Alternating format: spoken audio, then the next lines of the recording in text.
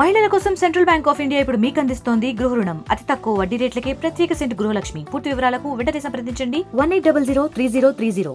మాజీ సీఎం జగన్మోహన్ రెడ్డి ఆదేశాల మేరకు రాష్ట్ర వ్యాప్తంగా దేవాలయాల్లో ఈరోజు పూజా కార్యక్రమాలు నిర్వహించారు వైసీపీ శ్రేణులు. ప్రస్తుతం పశ్చిమ గోదావరి జిల్లా ఆచంటలో ఉన్నాం. ఇక్కడ ఆచంటలో యువజన విభాగ నాయకులు గోపాలస్వామి ఆలయంలో పూజలు నిర్వహించారు. ప్రస్తుతం యువజన విభాగ ప్రధాన కార్యదర్శి వైట్ల కిషోర్ కుమార్ ఉన్నారు. సరే, ఏంటి మీ నాయకుడు పూజలు చేయమని ఆదేశాలు ఇచ్చారు, కానీ గత కొన్ని రోజులుగా ఈ మత విద్వేషాలు ఏంటి రాష్ట్రంలో? ప్రస్తుతం ఉన్న సీఎం చంద్రబాబు, మాజీ మీ నాయకుడు జగన్మోహన్ రెడ్డి మధ్య మాటల యుద్ధం ఎలా చూడాలి, ఏంటి పూజా కార్యక్రమాలు? నమస్కారం అండి. ఈరోజు ఆంధ్రప్రదేశ్ రాష్ట్రంలో రాజకీయాలు ఎంత దిగజారిపోయాయంటే, చివరికి రాజకీయ ప్రయోజనాల కోసం వ్యక్తిగత స్వార్థంతో ప్రతిపక్ష నాయకులను అణగద్రొక్కాలనే ఉద్దేశంతో ఈ రాజకీయాల్లోకి చివరికి భగవంతుడిని కూడా లాగుతున్నారు. పరమ పవిత్రమైన తిరుపతి పుణ్యక్షేత్రాన్ని కూడా అపవిత్రం జరిగిందంటూ లేనిపోని నిందలు కల్పిస్తూ గత ప్రభుత్వం మీద నిందలు వేయాలనే ఉద్దేశంతో ఈ ప్రభుత్వం, ఈ కూటమి ప్రభుత్వం చేస్తున్న అరాచకాలకి నిరసనగా ఆ మహనీయుడి భగవంతుడికి నివృత్తిగా ఈరోజు ఈ మదన గోపాల స్వామి దేవస్థానంలో పూజలు నిర్వహించడం జరిగిందండి. ఇది చాలా దారుణమైన విషయం. ఎందుకంటే ఇప్పుడున్న పరిస్థితుల్లో రాజకీయం ఎలా అన్నా చేసుకోండి, అంతేగాని చివరికి మత విద్వేషాలను రెచ్చగొట్టి భగవంతుడిని కూడా మీ రాజకీయాల్లోకి లాగి ఇంత నీచానికి దిగజారటం చాలా హేయమైన చర్యని దీన్ని తీవ్రంగా మేము ఖండిస్తున్నామండి. అంటే నిన్న చూసుకుంటే డిక్లరేషన్ ఇచ్చి వెళ్తే ఏంటి బాధ? డిక్లరేషన్ ఇచ్చి వెళ్ళమంటున్నారు టీడీపీ కూటమి నాయకులు. ఆ డిక్లరేషన్ ఇవ్వకపోవడం, ఇష్టం లేకపోవడం వల్లే మాజీ సీఎం జగన్మోహన్ రెడ్డి మీ నాయకుడు తిరుపతి దర్శనం చేసుకోలేదని వాళ్ళు అంటున్నారు.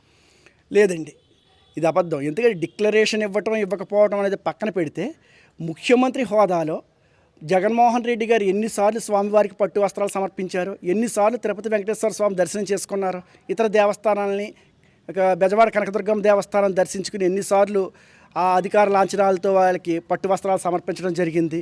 ఇటువంటి పరిస్థితుల్ని చూసిన తర్వాత కూడా మనం ఈ పరిస్థితులను చూసిన తర్వాత కూడా ఈ రకమైన విమర్శలు చేయటం అనేది అర్ధరహితం. ఎందుకంటే జగన్మోహన్ రెడ్డి గారు ఏ మతం, ఏ కులం, ఏది అని మొట్టమొదటి నుంచి కూడా ఒక కాంట్రవర్సీ అంటే వివాదాన్ని లేపుతూ కూడా గందరగోళాలను సృష్టించాలని ప్రయత్నిస్తున్నారు. ఆయన తన భక్తితో ఆ రోజు స్వామివారికి పట్టు వస్త్రాలు సమర్పించడం జరిగింది. ఈరోజు పర్యటన రద్దు చేసుకోవడానికి గల కారణం ఏంటంటే, జగన్మోహన్ రెడ్డి గారిని రాజకీయంగా దెబ్బతీయటానికి కొన్ని వర్గాలతో కలిసి కూటమి నేతలందరూ కూడా అక్కడ జగన్మోహన్ రెడ్డి గారి పర్యటనలో అడ్డుకోవటం అనే కార్యక్రమాన్ని పెట్టి విధ్వంసం సృష్టించి అరాచకం సృష్టించాలని, తద్వారా వైఎస్ఆర్ కాంగ్రెస్ పార్టీని, జగన్మోహన్ రెడ్డి గారిని, పరమ పవిత్రమైన తిరుపతి క్షేత్రాన్ని రణరంగంగా మార్చాలని కూడా ప్రయత్నిస్తున్నారు. అధికార బలాన్ని ఉపయోగిస్తున్నారు. అందుకని ఈ పరిస్థితి అన్నీ చూసిన తర్వాత జగన్మోహన్ రెడ్డి గారు ఇక్కడ రాజకీయాలు ముఖ్యం కాదు, తిరుమల పవిత్రతను కాపాడటం ముఖ్యం అనే ఉద్దేశంతో ఆయన పర్యటన వాయిదా వేసుకున్నారండి. అంటే మీ వైసీపీ పాలనలోనే జగన్మోహన్ రెడ్డి కనీసం కుటుంబ సభ్యులతో కూడా పట్టు వస్త్రాలు సమర్పించలేదనేది ప్రధాన ఆరోపణ. ఇప్పుడు ముఖ్యమంత్రిగా ఆయన తను పట్టు వస్త్రాలు తీసుకెళ్ళి సమర్పించడం జరిగింది. అది వ్యక్తిగత విషయం అండి. కుటుంబ సభ్యులు అంటే ఒకళ్ళు ఒక రకంగా ఉండొచ్చు, మరొకళ్ళు ఇంకో రకంగా ఉండొచ్చు. కానీ ఆయన ముఖ్యమంత్రిగా ఆయనకు బాధ్యత సక్రమంగా నిర్వర్తించాడా లేదా?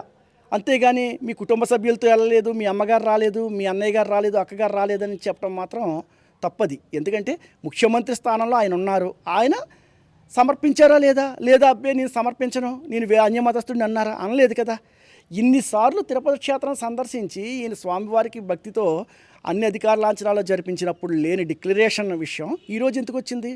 గతంలో స్వయంగా దేశ ప్రధానమంత్రితో సహా కలిసి జగన్మోహన్ రెడ్డి గారు తిరుపతి దేవస్థానం దర్శించినప్పుడు అప్పుడు లేని అభ్యంతరాలు ఇప్పుడు బీజేపీ వారికి కానీ, వాళ్ళకి కానీ, కూటమి నాయకులకి కానీ ఎందుకు వస్తున్నాయి? అప్పుడు అడగడానికి నోర్లు ఎందుకు లేగలేదు? అప్పుడు డిక్లరేషన్ అడిగారా? అప్పుడు తీసుకున్నారా? ఇది కేవలం అంటే డిక్లరేషన్ ఇస్తే మళ్ళీ ఇతను హిందువే, మీరు ముస్లింలకి వ్యతిరేకం, క్రైస్తవులకి వ్యతిరేకం అని అక్కడ ప్రచారం చేయటం కోసం. ఇది లేదంటే ఇలా రకంగా మతం అనేది ప్రజల మనోభిమతం. మనస్సులో భగవంతుడి పట్ల అభిమానం, ఆరాధన ఉండాలి. అంతేకాని గుడిని సందర్శిస్తే వీళ్ళు హిందువులు అయిపోరు, మసీదుని సందర్శించినంత మాత్రం ముస్లింలు అయిపోరు, చర్చిలు సమర్థించినంత మాత్రం క్రిస్టియన్లు అయిపోరు. మనసులు ప్రతి మతం అనేది వాళ్ళ మనోభిమతం. ఇది తెలుసుకుని గుర్తించాలని కోరుతున్నాను. అంటే ఎంతోమంది హిందువుల మనోభావాలకే ముడిపడి ఉంది ఇది. ఆయన క్రైస్తవుడు కాబట్టి పూర్తిగా వారి కుటుంబం అంతా క్రైస్తవ కుటుంబం కాబట్టి ఒక చిన్న డిక్లరేషన్ అనేది ఇస్తే ఏమైపోతుంది అనేది ప్రధానమైన ఆరోపణ. తప్పలేదండి, డిక్లరేషన్ ఇవ్వచ్చు.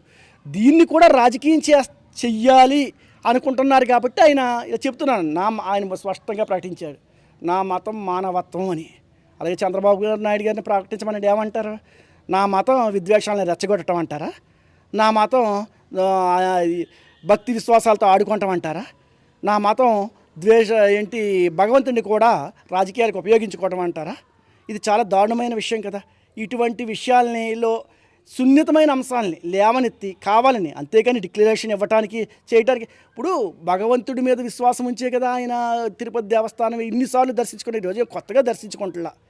ఆయన పోనీ ఈరోజే కొత్తగా దర్శించుకుంటున్నారో, లేకపోతే తిరుపతి వెంకటేశ్వర స్వామికి కానీ హిందూ మతానికి కానీ ఆయన ఎప్పుడైనా వ్యతిరేకంగా మాట్లాడారా? ఏ విషయంలోనన్నా లేదు కదా. కాబట్టి దీన్ని తీవ్రంగా మేము ఖండిస్తున్నాం. నిన్న మీ నాయకుడు ప్రెస్ మీట్లో ఒక మాట అన్నారు, నన్నే ఆలయంలోకి వెళ్ళనివ్వలేదు, చాలామంది దళితులను కూడా వెళ్ళనివ్వకపోవచ్చు అంటున్నారు. ఎంతవరకు కరెక్ట్? అంటే వెళ్ళనివ్వట్లేదు అంటే దళితుల్ని వెళ్ళనివ్వకపోవడం కదండి, ఒక రాష్ట్ర ముఖ్యమంత్రిగా పనిచేసిన వ్యక్తి మీదే ఇన్ని ఆంక్షలు పెడుతుంటే సామాన్యులు, బడుగు బలహీన వర్గాలు ఉంటాయి, ఏముంటాయి, సామాన్యులు ఉంటాయి, వాళ్ళు తిరుపతి వెంకటేశ్వర స్వామిని దర్శించుకోవాలనుకుంటారు. కొంతమంది ఉన్నారు, అన్యమతస్తులు ఉన్నారు, ఒక పుణ్యక్షేత్రంగా దర్శించుకోవాలనుకుంటారు. ఇది బాగుంది. మనం కూడా వేరే క్షేత్రానికి వెళ్తామండి. అమృత్సర్ స్వర్ణ దేవాలయానికి వెళ్తాం. అది హిందూ కాదు, నేను హిందువునే, కానీ అది హిందూ దేవాలయం కాదు, చూడాలనుకుంటా. అలా ఉండి వాళ్ళు కూడా ఇలా ఆటంకాలు పరుస్తున్నారు కదా. ఎందుకు ఇటువంటి పరిస్థితులు తీసుకొస్తున్నారో రాష్ట్రానికి ప్రథమ పౌరుడిగా పనిచేసిన నన్నే ఈ విధంగా మీరు ఆపుతుంటే సామాన్యులకి ఏం న్యాయం చేస్తారని నేను ప్రశ్నించారు. అంటే డిక్లరేషన్ అనేది ఉండాలా లేదా? ఏమండి, అది అందరికీ ఒకటే ఉండాలి న్యాయం ప్రకారం. మిగతా వాళ్ళు అందరూ డిక్లరేషన్ ఇస్తే సామాన్యుల దగ్గర నుంచి ముఖ్యమంత్రి వరకు ప్రతి వాళ్ళు ఇస్తే ఖచ్చితంగా ఇవ్వాల్సిందే. కానీ ఒకరికి ఒక న్యాయం, ఒకరికి ఒక నీతి ఏంటి? చంద్రబాబు నాయుడు గారు ఎప్పుడైనా హిందూ మత ధర్మాన్ని ఆయన ఆచరించారా? హిందూ ధర్మం ప్రకారం ఎప్పుడన్నా వెళ్ళారా? బూటికాళ్ళతో పూజ చేయటం, ఆయన స్వగృహంలో జరిగిన కార్యక్రమాలే, శాస్త్రోక్తంగా జరిగిన కార్యక్రమాలే ఆయన చేయలేదు. మరి ఎరటి వాళ్ళ మీద బురజలటానికి కాకపోతే ఏంటండి ఇది? అంటే జగన్మోహన్ రెడ్డి గారి కుటుంబం అంటే వాళ్ళ ఇతరత్ర కుటుంబ సభ్యులందరూ క్రైస్తవులు కాబట్టి వాళ్ళ మీద బురద జల్లటం కోసం ఇటువంటి రాజకీయాలు ప్రచారం చేస్తున్నారండి. మరిన్ని వీడియోస్ కోసం ఛానల్ ని సబ్స్క్రైబ్ చేయండి. లేటెస్ట్ అప్డేట్స్ కోసం వాట్సాప్ ఛానల్ ని ఫాలో చేయండి. అండ్ లింక్ డిస్క్రిప్షన్ లో ఉంది.